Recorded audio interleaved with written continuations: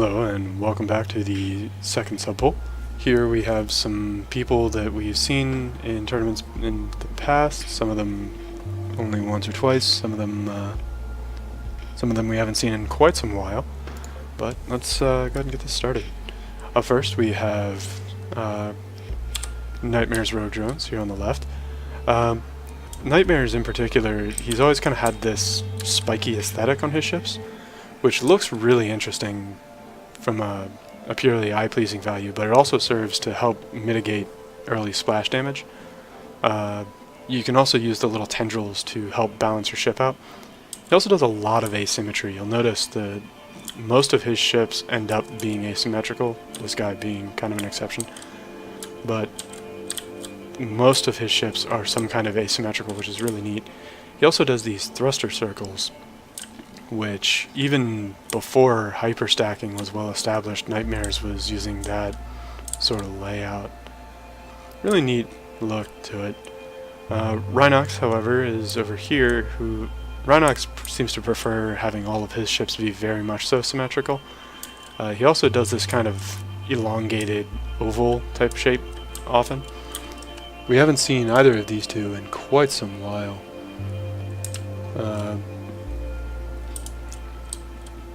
Yeah, I think it's been over a year since we last saw the RogueDrones. So, welcome back, gentlemen. I imagine they're not going to be terribly excited about being pitted up against each other, but I set up the pools in roughly the order that the submissions were received, and they not only all submitted kind of at once, but they were all on an email chain, and I ended up getting all of the fleets at the same time,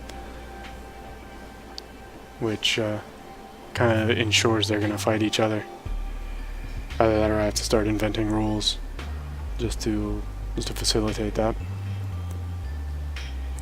So, side note, if you are submitting with friends and you don't want to fight them in a pool, make sure you stagger your submissions. Ideally, one submitting as early as possible and one submitting a little later.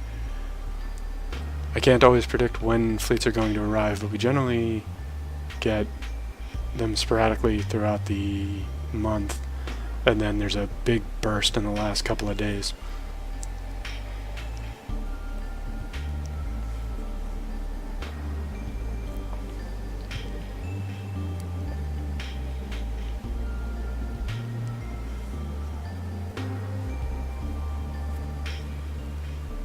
Yeah, Cthulhu Eyeballs is a pretty good reference, I think. But you can see Knightmarez doing a very good job here in round one. The mobilities afforded by those thruster circles, I think, is really helping him out, even though his ships are kind of getting messed up by Rhinox's bigger guys. The score is pretty close, though, but the RogueDrones Terran submissions generally seem to follow a very specific kind of recipe, and so matching them up against each other is going to produce very even matches, I think.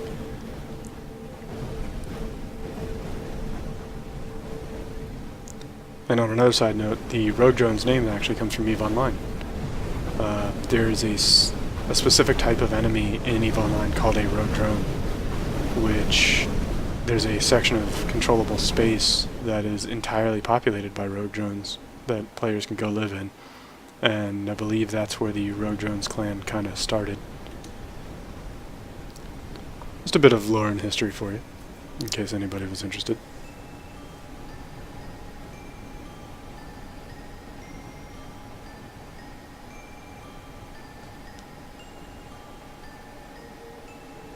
And yeah, that's a good idea, Splinter. I'll mention in the rules that the subpools are sorted by order of submission.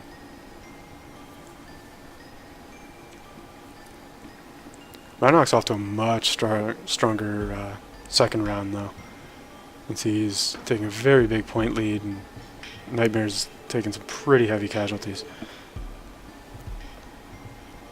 Looks like this one's gonna go to 3. Unless some sort of miracle. Knightmarez does have the one ship that's very heavily mortar based, which if it catches one of Rhinox's ships on the wrong angle, or right, depending on how you want to look at it, it will cut right through them.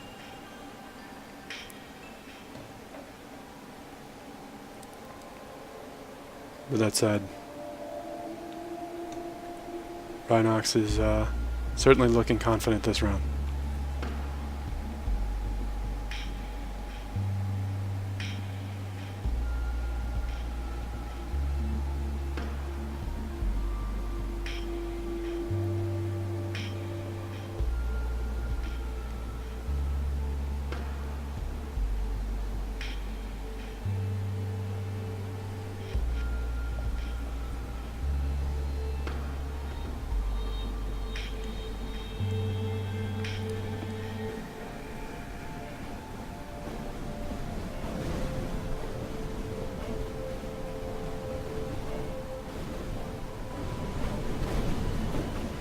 And Rhinox takes round 2, giving us a 3-round match. I also think Rhinox and Knightmarez were the first 2 RogueDrones to submit to an NMSS tournament as well. I know we've seen 4 RogueDrones members at this point, although one of them hasn't gotten around to having their matches yet, at least not in this tournament. But Rhinox and Knightmarez fleet's doing a very good job of slugging it out this round, apparently, with barely a 500-point difference between the 2. But Knightmarez does seem to be getting the better end of the trade.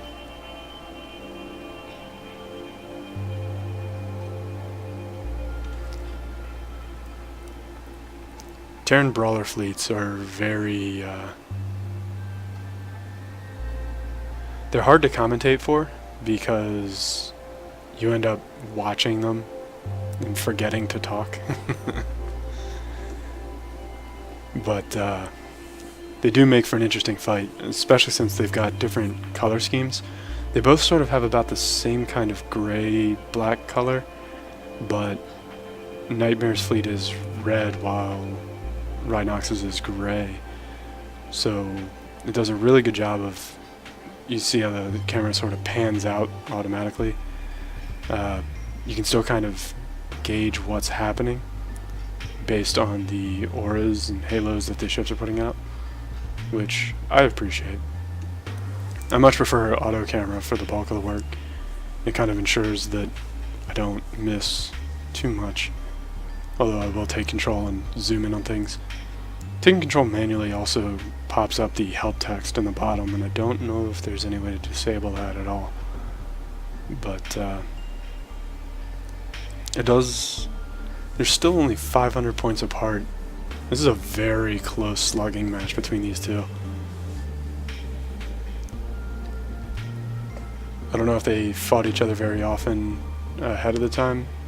One of the advantages of having a competitive-oriented group of friends who are willing to work with each other, kind of, is that through competition you all build better fleets. No one person can think of everything, no matter how hard they try. And by working with other people, you'll sometimes encounter things that you had never considered, and your fleets will kind of almost seem to self-optimize as you play with others. It's pretty interesting. But Knightmarez takes the match. Very close, though. That was neck and neck right to the very end. So next up we have Dinsfirefly, the 4th and final RogueDrone to submit. Dinsfirefly is the only one actually submitting anything but Terran to the tournament, and he has gone hard on the dual gun Tinkerel here. You can see these big guys lined with thrusters in every direction, and they should put out quite a bit of damage. I would not be surprised if they cut through some things, but that said, he's got a lot of the small shields, which I don't put a whole lot of stock in the small Tinkerel shields. But maybe Dinsfirefly knows something I don't. You can see the range and damage output of those Tinkerel are very, very potent. Oh, you can delete the help text, huh? I'm gonna get rid of that. The help text that I was talking about, you can see it down in the bottom left. I've been at this long enough, I don't need the help text anymore. So whenever I press a button, it pops up and becomes distracting. But if I can get rid of that, I might just do it. Dinsfirefly looking solid, but he only has a handful of ships in his fleet, and you can see that most of the all of the smaller guys are already dead, and Knightmarez is taking a very big point lead. So despite the damage and range of Dinsfirefly's ships, they're not able to punch through all of that Terran armor. Even with the asteroid thrusters disabled, Terran armor is still some of the best in the game. And it's making a really strong showing, and this is why we see a lot of Terran submissions anymore.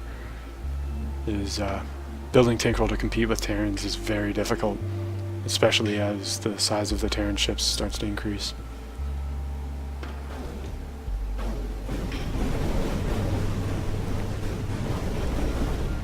And Knightmarez takes round 1.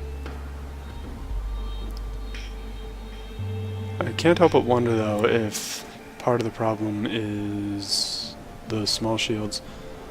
I released a sort of tutorial type video showing the difference between the shields and the armor. And for Tinkerol, shields are a more cost-effective defensive measure than armor. But it also did reveal that the small Tinkerol shields are giving you very little for what you end up paying. And I wonder if that's hurting Dinsfirefly's fleet at all. You can see he's got half a dozen of the small shields on each of his 4 big ships. Maybe even more. I didn't really count. And he's using small shields on this guy as well. I'm wondering if that's part of the struggle that his fleet's having to deal with. Or maybe Knightmarez just planned to fight stuff like this and built a really effective fleet to counter it. We'll see how they hold up in the rest of the pool. So up next we have Do by Jiang up against Knightmarez. You can see Do has gone with some hyper stacking, or as Flypaste would happily call this, evil stacking. He's got a ton of the big plasma cannons, lasers undoubtedly for point defense, good bit of thrust, good bit of armor. I'm feeling like this is going to be a very solid submission.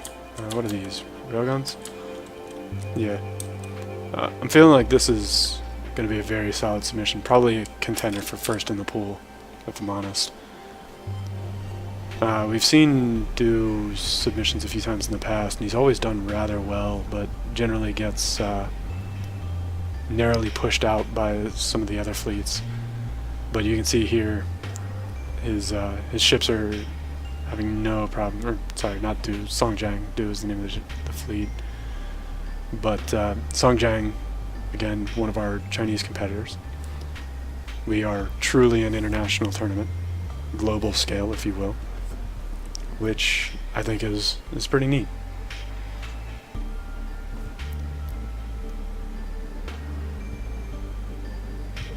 And yeah,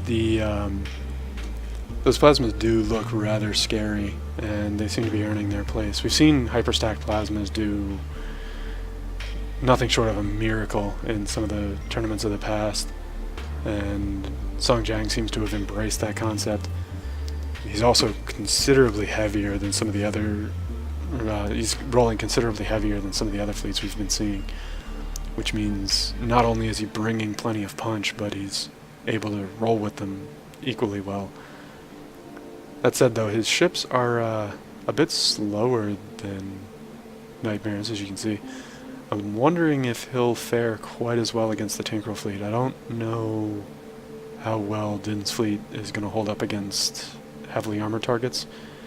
I know high rate of fire Tinkerol very much struggles with heavily armored things, but I'm sure the moment for them fighting will happen.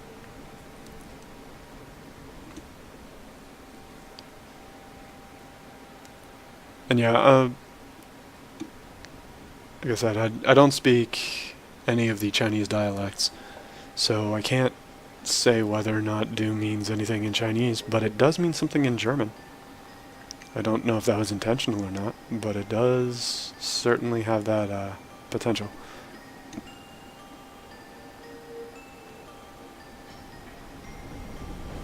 I'm not entirely sure what's happening here. It looks like it lost its plasmas, and so the only weapons it had left were its lasers. And it's just outside of its own weapon range. But that said, huge point lead, clock is almost out, only one ship left for Knightmarez. Looks like round one is going to go in favor of Jiang. Isn't Mensch men?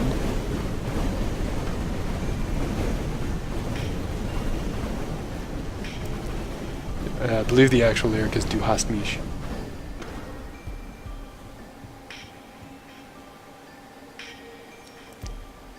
Yeah, it's the song Du hast by Rammstein.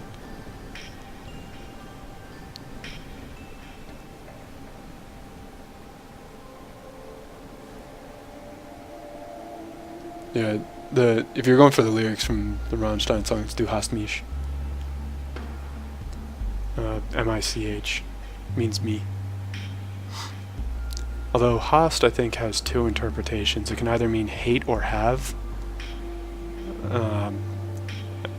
I think given the context of the song, I'm pretty sure it's supposed to be hate, but Rammstein loves double entendres, so it could very much be either.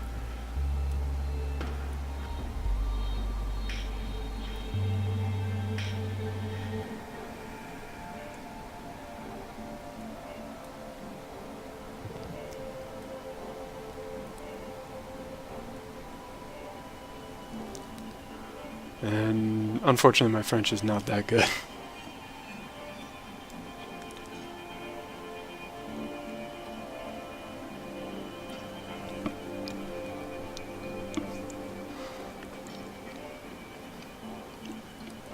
And we can see another solid point lead in favor of Jiang here in round two. It looks like he's going to take round two as well. Knightmarez scoring some pretty good kills, but Jiang does seem to be getting the better end of the fight.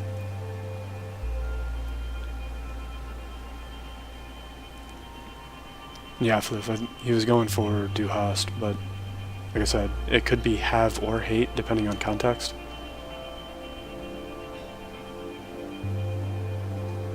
And, you know, with Rammstein, I think either one could be valid.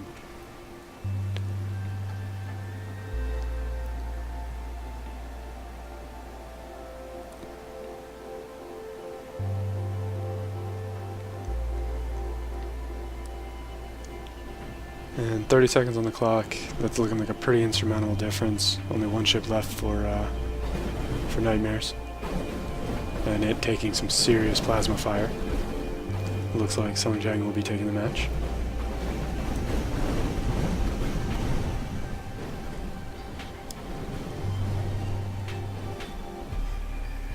It's F-E-U-E-R, Splinter. Firefly. And Jiang takes the match.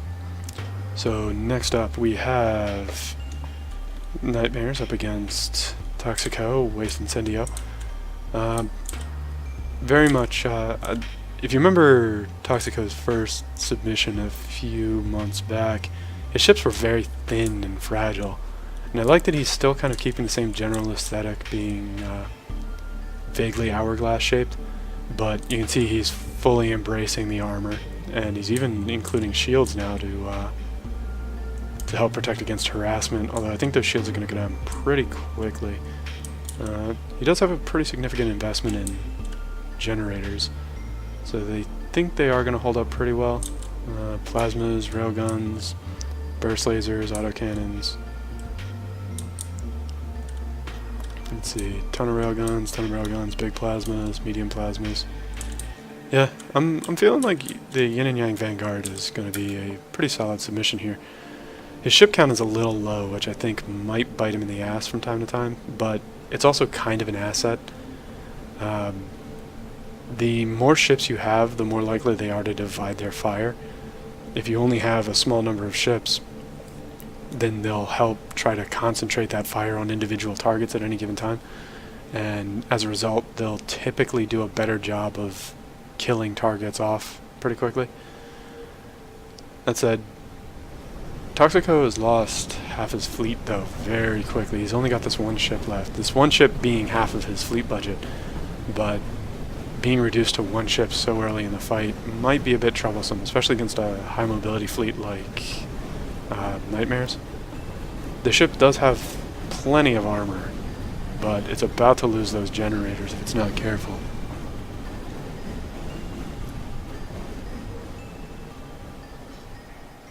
And round one goes in favor of Knightmarez.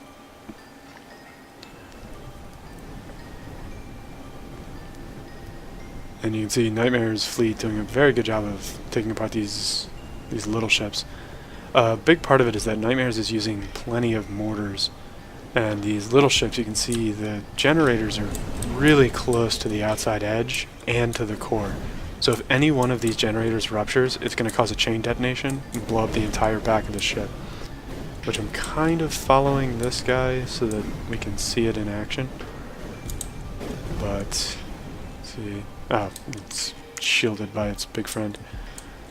But, let's see, if they split up a little bit, we'll be able to actually see this effect in full force. Or they'll just kind of hang out and both be relatively safe. This run going much better for Toxico, but that said, this big guy is beginning to take a little bit more damage than I think it's able to deal with. Taking it out on the enemy in blood, though. And there it is. You saw as soon as one of the generators went up, the entire back half of the ship kind of detonated. You have to be very careful with putting generators close together and close to your core. If any one of them gets compromised in a cluster, then they'll take out the whole cluster. Alright, dude.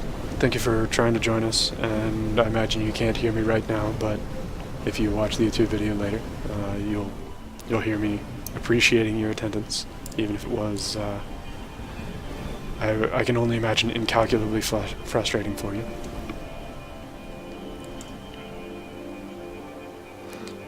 And there it is. Next up we have Knightmarez against Flypaste. Flypaste has asked that I don't post his fleet, so I'm not going to zoom in on it so people can't copy his fleet setup. But, that said, if AutoCam does it, there's very little I can do.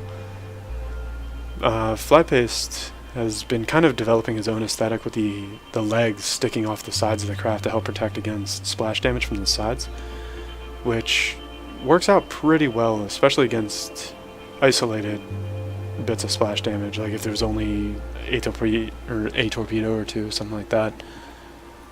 But we're seeing a lot of massed plasma mortars this tournament, and I'm not entirely sure how well that's going to work out on either side.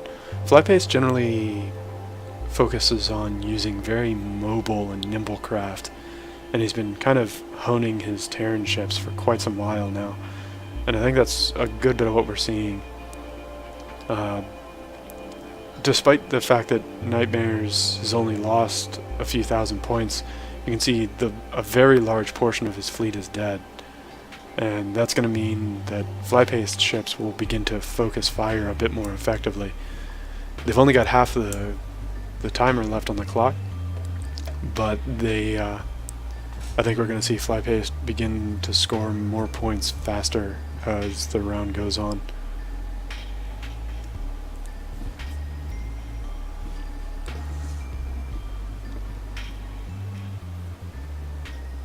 An excellent showing by both fleets, but I think Flypaste certainly is going to get the better of round one, and assuming round two doesn't do anything drastically different.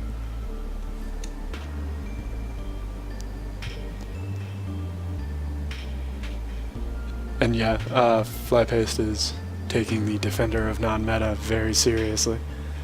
So Flypaste is very much against what he calls evil stacking, which is essentially hyper-stacking anything. And he doesn't like troll ships, he doesn't like spinners, things of that nature. And so he's vowed to never use them. And in doing so, he sort of earned himself the title of the Defender of Non-Meta. And that's where his fleet name comes from. The score is very close between these two, but Knightmarez only has 2 ships left. I think it's a lot of Knightmare's fleet is actually just chafe, I think. There's a few really big heavy hitters, but the bulk of them aren't really necessary for fleet function.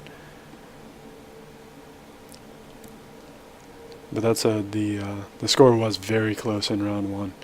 This one could very easily tip either direction.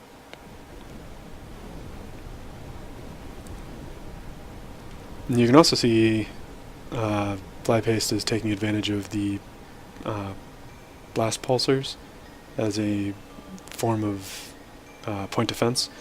So one of the biggest problems with point defense is that if you get too close to the enemy, your point defense weapons will focus on the enemy ship instead of on incoming projectiles.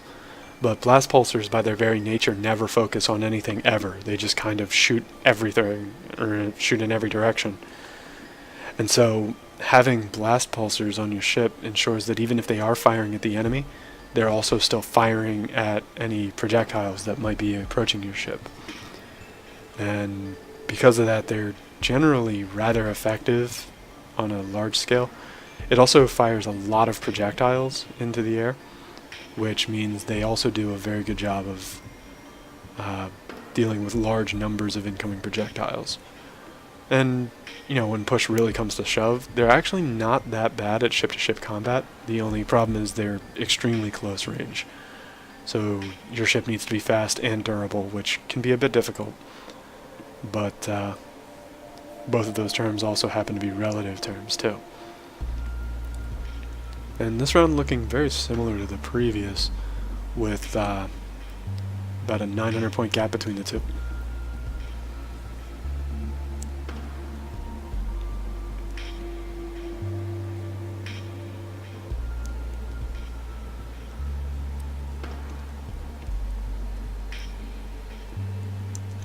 As long as Flypaste is able to keep this up, I think he's going to be pretty golden for taking this match. And given how the fights went between Knightmarez and the various other fleets, I'm feeling like Flypaste might just run away with this pool. At the very least, doing a very good showing this round, or this match.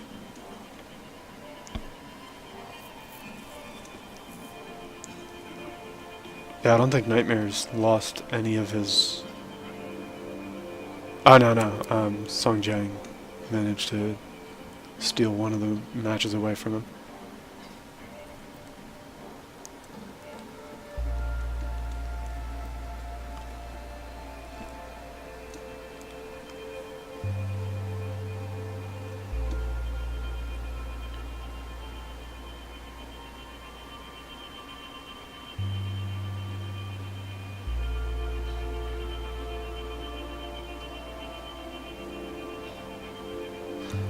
And Flypaste takes the match.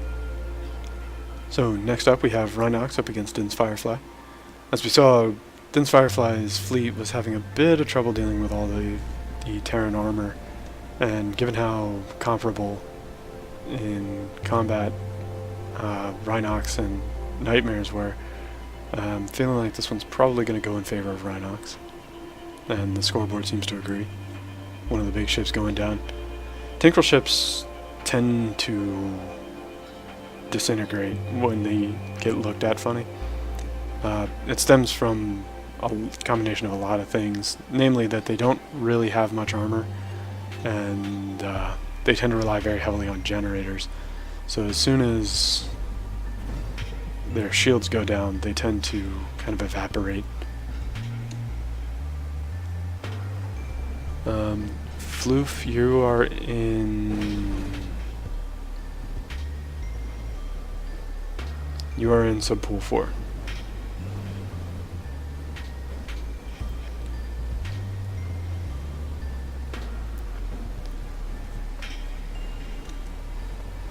Yeah, there's 4 subpools this time instead of 3. We actually had, I think, what, 23 submissions, something like that? 18, 25? Yeah, this is a rather big tournament, so this one is going to be a bit of a long one.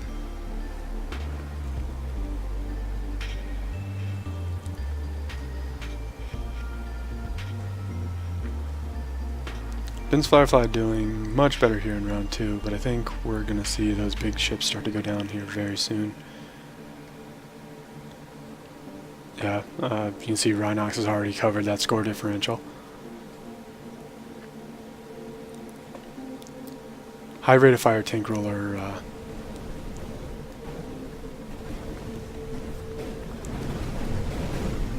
I think they're more scary than they are actually dangerous. Kind of like a boss fight in Dark Souls. But Rhinox up against Song Jiang. We saw Song Jiang do very well against Knightmarez, and as I said before, Rhinox and Knightmarez, we saw them be very comparable to each other. So I'm inclined to believe that Song Jiang's probably going to take this one as well. And yeah, the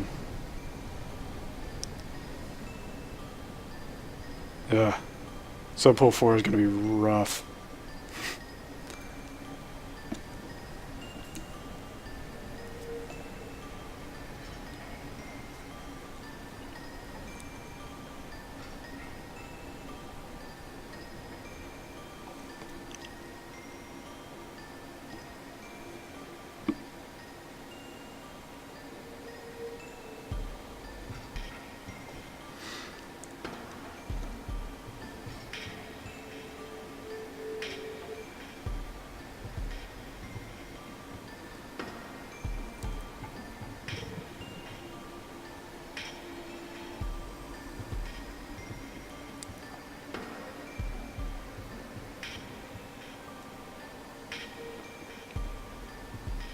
And yeah, as anticipated, Song Jiang is a very strong start in round 1. I'd be very surprised if round 2 went a whole lot different. But when I mentioned the evil stacking, like I said before, this constitutes evil stacking. Personally, I think it's just a it's kind of a trade-off. You're adding a bunch of extra mass to your ship to be able to do that, which then you have to budget for with your thrusters. It leaves you increasingly vulnerable to splash damage. It just, but it allows you to fit an ungodly number of weapons in a very small spot, which, you know, of course allows your ship to focus more effectively on very small areas of the target instead of spreading the damage out a whole lot.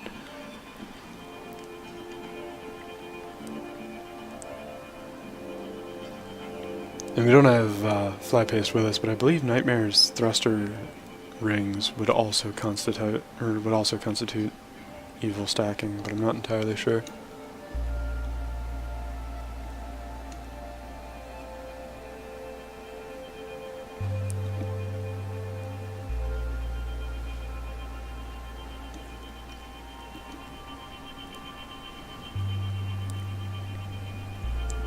Rhinox fleet trying to hold on, but I think it's just up against a bit too much in this particular in this matchup. As I mentioned before, I'm feeling pretty good about Song Jiang's chances of moving on to the champion pool. His submissions in the past have been really solid. This one seems to be very well designed, and it's getting a lot of very good results.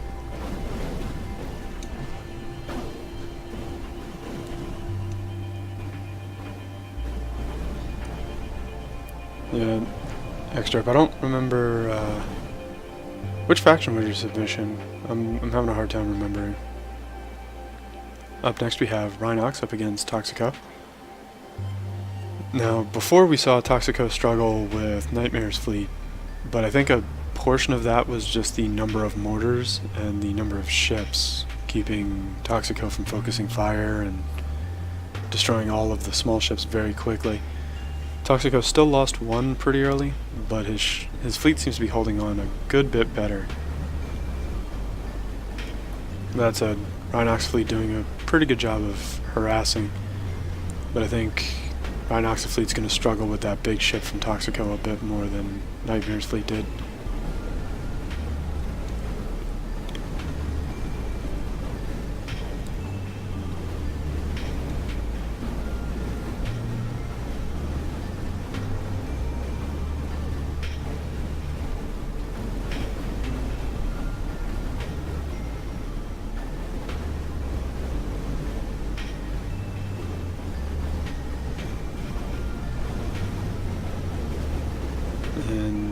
there goes the generators, and Rhinox takes round 1. A closer fight, but the advantage does still seem to be pretty strongly in favor of Rhinox's fleet. I think this big ship is rather well designed from Toxico, but the little ships I think might be a bit too vulnerable. And that's going to make it pretty difficult for him when half your budget is just disappears in about 30 seconds. It makes it very hard to cover the gap, especially if the remainder has to deal with this sort of swarming behavior. But next up we have Rhinox up against Flypaste. Now we saw Flypaste manage to defeat Knightmarez, but it was a very close fight each time. However, Knightmarez was using mortars, while Rhinox seems to prefer rockets. And generally speaking, the mortars are better at destroying small targets, while rockets, if the ship is designed well and can keep them trained on the target, rockets are actually pretty good at taking apart big ships. Rockets are one of your more efficient damage per second sources. But Flypaste, on the other hand, is using some mortars himself and using... he's got the blast pulsers to help with incoming projectiles, and he's using torpedoes and mortars. So I think Flypaste is probably going to take this one, and the score seems to agree.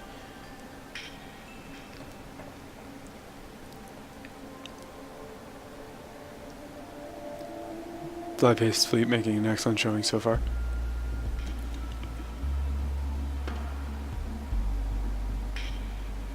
And that's unfortunate extra.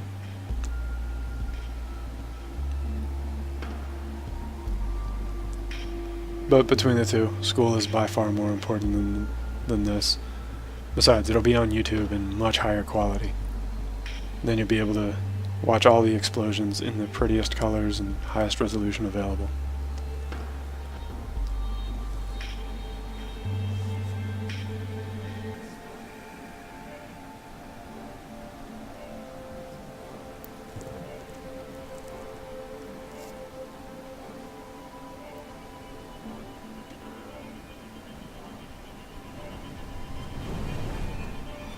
And Flypaste takes round 1. Given the score differential between the two in round 1, I'm pretty much expecting round 2 to be very similar. You can see the mortars doing a very good job of detonating the small ships pretty quickly.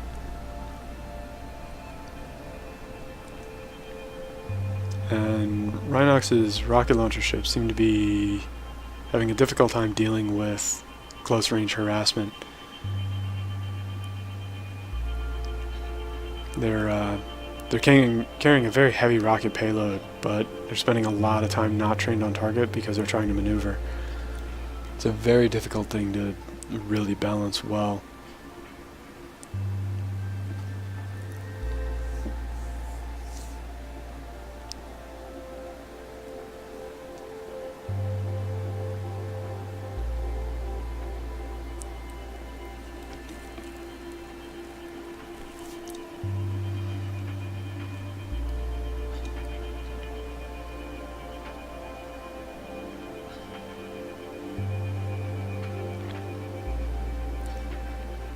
And here you can see the score is pretty close, but the ship count is leaning steadily more and more in favor of Flypaste.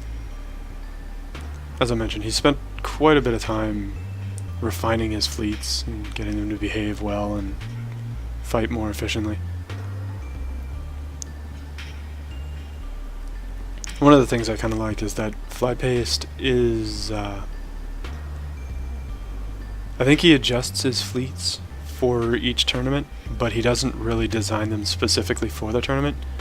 They're all kind of role-based general purpose, and then he builds his fleets for competitions out of his general purpose ships. which I think is going to mean his fleets will be very consistent in tournaments. And Flypaste takes the match. So next up we have Dinsfirefly against Jiang. Given how much Dinsfirefly has struggled with some of the other Terran submissions, I don't think this one's going to go too well for him.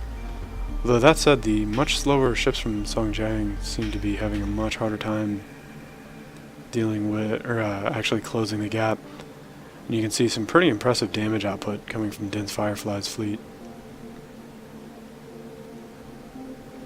I think this is a bit more of how they were supposed to behave. It's just Rhinox and Knightmarez were able to close the gap much more quickly than Dinsfirefly was anticipating. But that said, they haven't actually killed a ship yet. They've done quite a bit of damage, but Jiang is still at 11 of 11.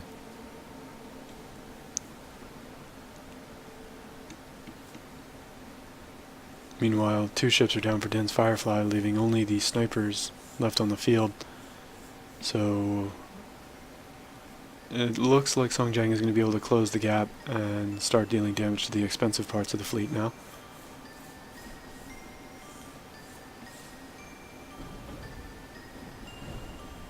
Yeah, you can see them getting pretty thoroughly taken apart. The ships from Dinsfirefly are very fast, but like all high rate of fire Tinkerel, they seem to be having a hard time with very heavily armored targets.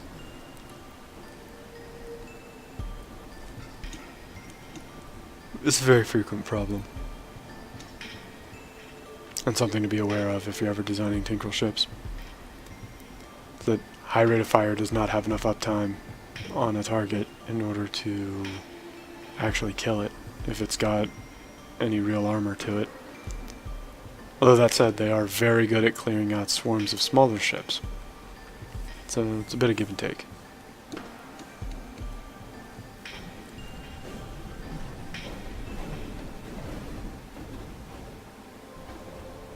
It'd be really nice if you could actually design a ship with 2 guns, 1 high rate of fire, 1 low rate of fire, and have the AI switch between them depending on the target.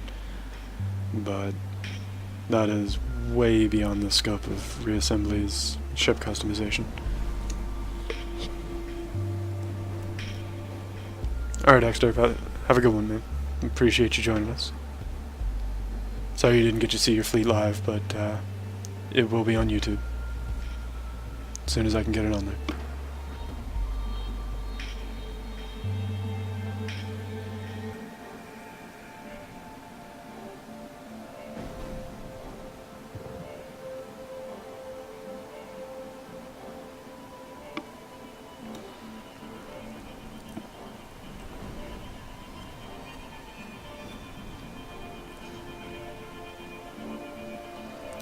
And given how round 1 went, I wouldn't be too surprised if round 2 went basically the same.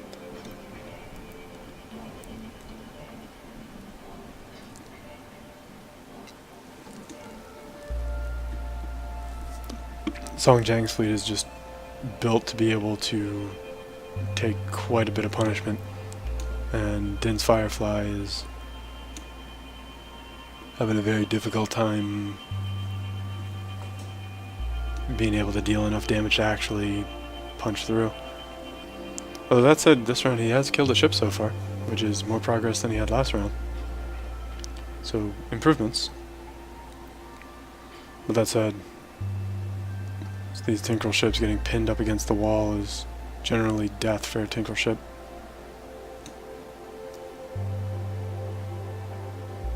And there's one of Dinsfirefly's big ships down.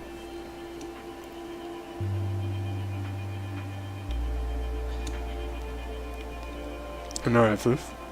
I highly recommend food. Food is tasty.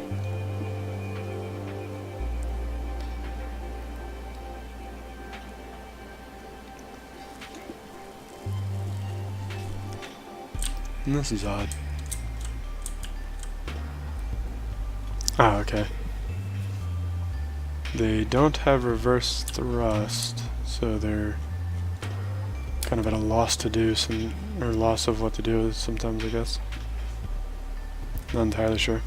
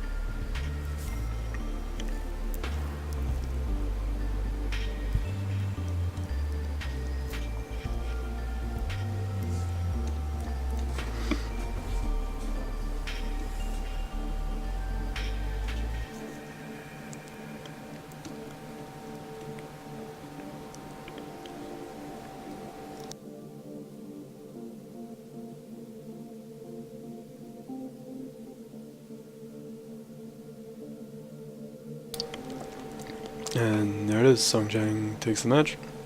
So up next we have Dinsfirefly up against Toxico. I do think we're going to see Dinsfirefly struggle on that big guy at least.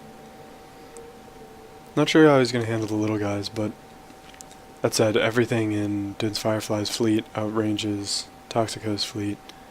So he might win on points if nothing else. Toxico's ships seem to be distracted, having a hard time figuring out which direction they should be facing. And one ship down for Toxico. And one ship for Dinsfirefly. One of the snipers decided to get a little too close to Toxico's big ship. And Tinkeril ships generally don't do well in close quarters.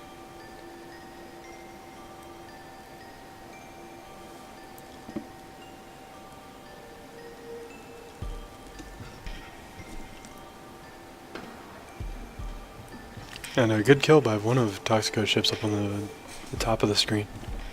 Managed to run down one of the little drone craft from Dinsfirefly. And a nice flank there. Although I think it's, yeah. The flank didn't quite pan out, but pretty well executed nonetheless.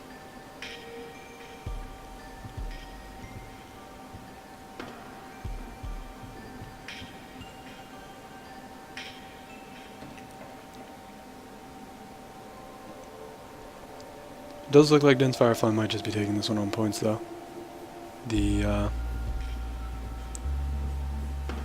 Ying and Yang Vanguard are struggling a bit on the engaging at long range. You can kind of see in the thumbnail the ship is trying to regenerate, but individual volleys are taking apart too many blocks.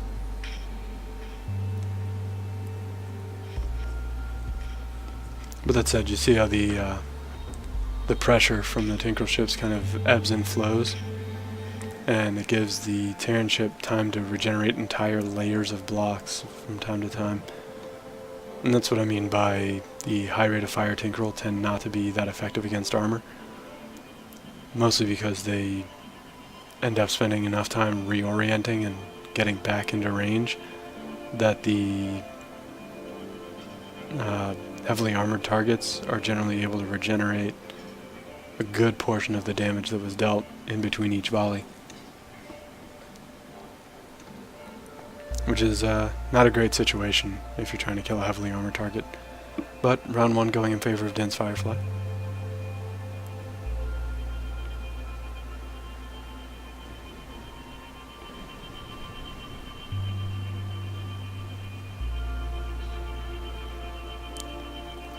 These ships from Dinsfirefly are actually doing quite a bit of damage too. You can see, I think it was two of them kind of got a sweeping attack against one of Toxico's ships and took apart several layers of armor and blew up the generator cluster.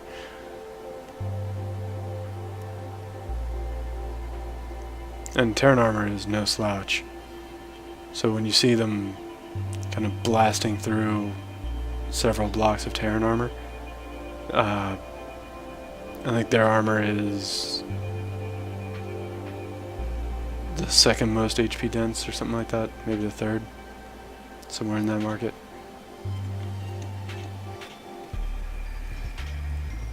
Hey Husk, how you doing? We have not gotten to your fleet yet.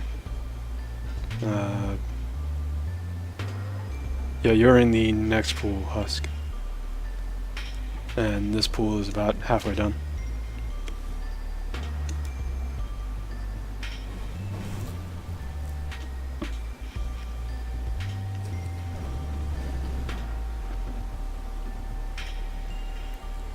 And with a massive point lead, this last ship struggling to actually move anymore. Looks like Dinsfirefly, yep, there it is. Dinsfirefly takes the match. So next up, we have Dinsfirefly up against Flypaste. Now, Flypaste is a good bit more mobile than Toxico was, so I'm inclined to believe that we're going to see Flypaste take this one. The snipers from Dinsfirefly don't deal well with pressure, and Flypaste's fleet is continually exerting pressure. As you can see, the sniper's getting taken apart left, right, and center.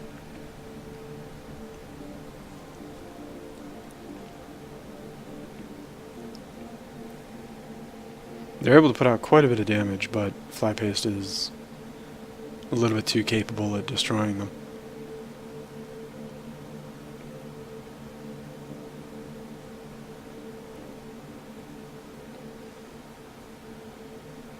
As one of the drone launchers goes down. Only 2 ships left in Dinsfirefly's fleet. Looks like Flypaste is going to take this one pretty handily. And I don't know that the next round is going to go a whole lot different.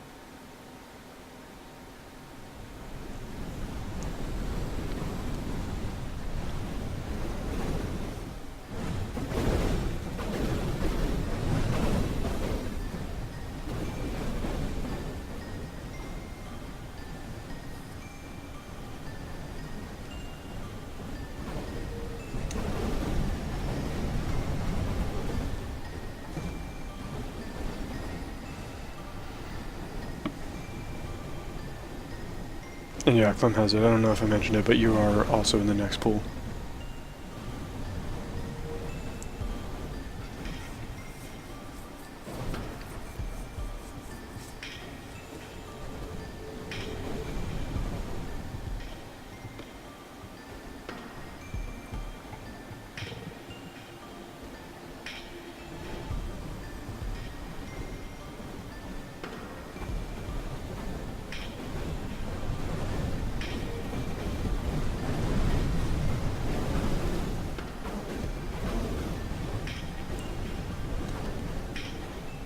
Yeah, every fleet's got to have a hero. And apparently this is Din's fleet's hero.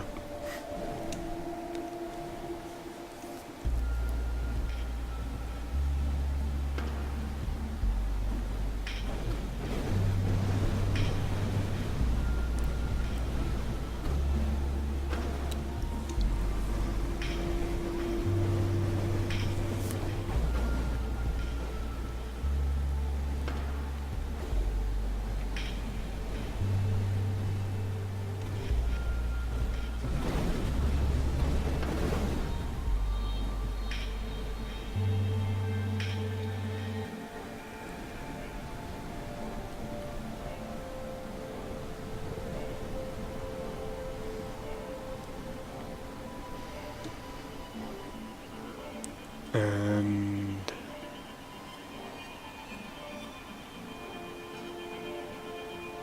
yeah, with round 1 going very confidently in favor of Flypaste, I'd be very surprised if round 2 didn't do the same. It was a bit of a game of tag trying to catch that last ship, but I can't imagine this one's going to go that much different.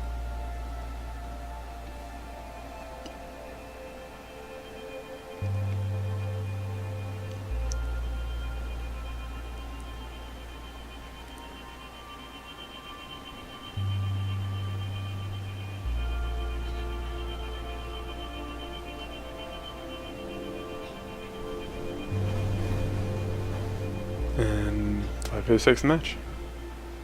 So next up we have Jiang up against Toxico. Jiang been having a very good run so far this tournament, and I'd be pretty surprised if this one didn't go too much different.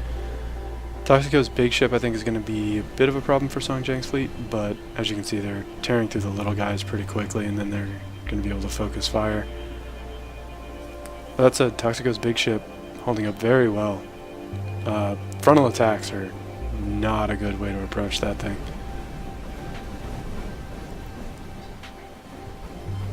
But that said, with only the 1 ship remaining for Toxico, this is looking pretty advantageous for Jiang's fleet.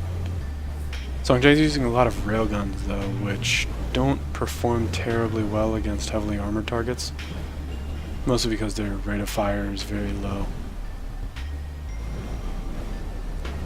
Although that said, he does have an abundance of plasma cannons up in the front as well. Holding up a bit better than it has in some of the other fights, but I think this round is over. Yep.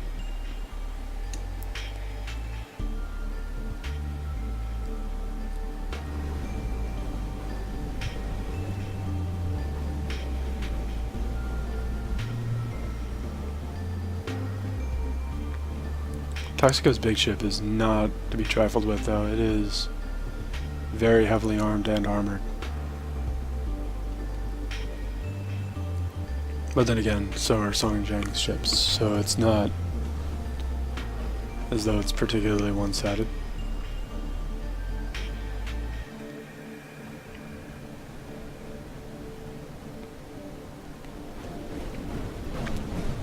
And with the big ship down, this one is all about Song Jiang's.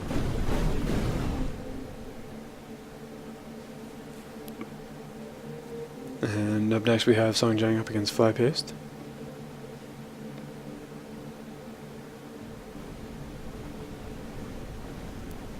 Flypaste off to a very strong start. It looks like the mortars actually, if they hit just right, they can take out Song Jiang's ships entirely in a single blast, or well, a single volley, I suppose. But the Flypaste also has some of his ships you can see toward the bottom of the screen maneuvering very well, staying just slightly outside plasma cannon range while bombarding the ship. There's a lot of point defense on Song Jiang's ships, but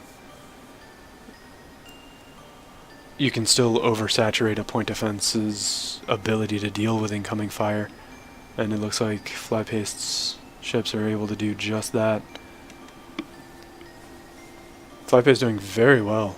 Song Jiang so far is undefeated, and it looks like Flypaste may just be, at the very least, taking round one. Off to a very strong lead.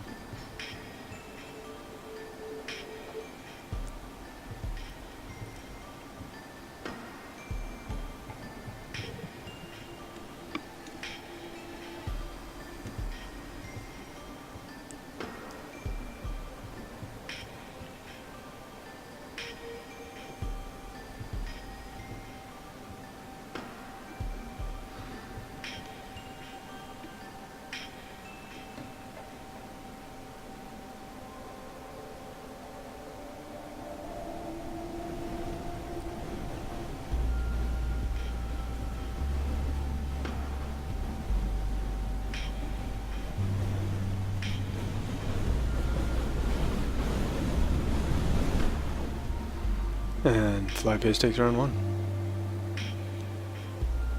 Very, very well done on Flypaste's part.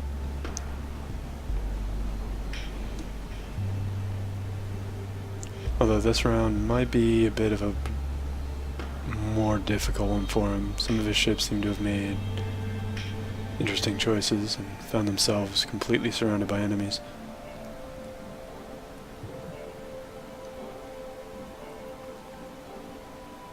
Although that said, they are maneuvering rather well and still managing to put quite a bit of points on the board. And we saw Flypaste's ships demonstrating a very pronounced willingness to sit just outside the enemy's range and bombard them rather than trying to brawl necessarily. It served very well in the first round. I can't imagine it wouldn't also serve very well in this one.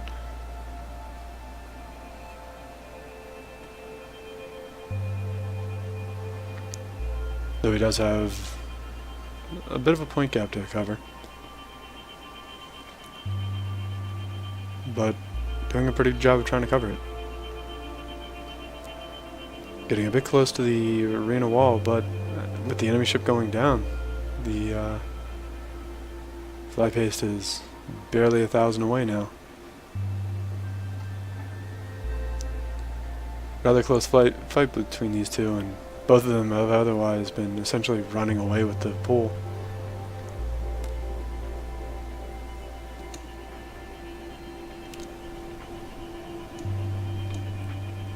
Excellent designs from both authors, but it does look like Flypaste has taken the lead and is probably going to hold on to it.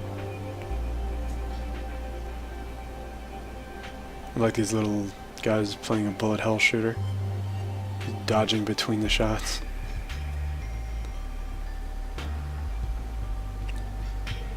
That is one of the things Arthur's AI does particularly well.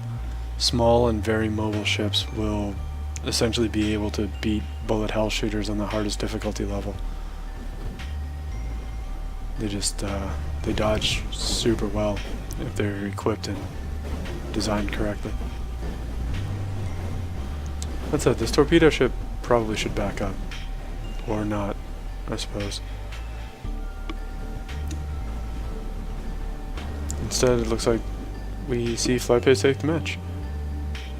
Which puts Jiang at 4 wins. If Flypaste takes this, then Flypaste and Jiang will be moving on. If Flypaste doesn't, then I'll have to figure out something for a tiebreaker.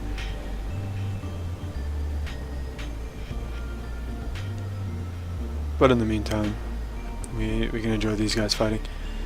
Toxico's been having a bit of a rough go this tournament. His smaller ships, the generators are all rather close to the exterior hull of the ship, and as a result they tend to get chain detonated rather quickly. And we've seen that Flypaste ships have been more than willing to behave themselves very well. If they keep that up, then this is all but certainly going in Flypaste's favor. But that said, Toxico does have a rather commanding point lead. You can see it tearing through, so you can see the large ship tearing through Flypaste's skirmishers.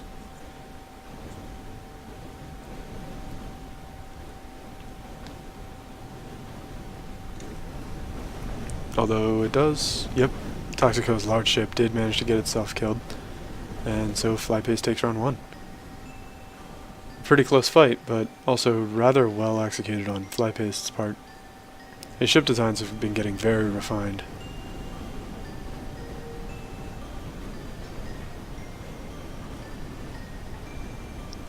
Though that said, the big ship from Toxico is a lingering threat at all times.